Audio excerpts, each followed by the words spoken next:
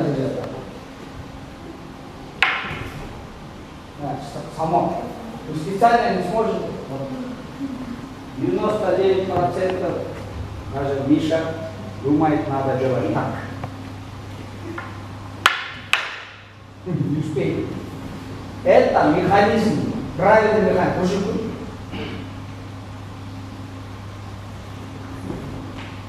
Вот так.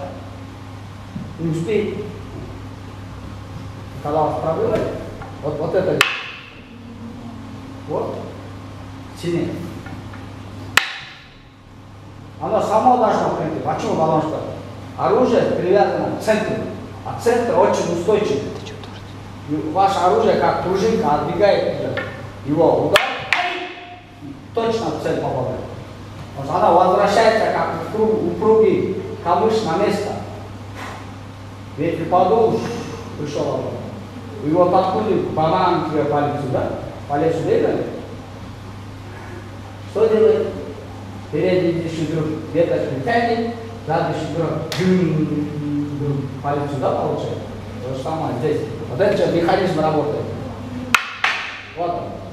Но если будете специально делать, думать, у вас вот это будет.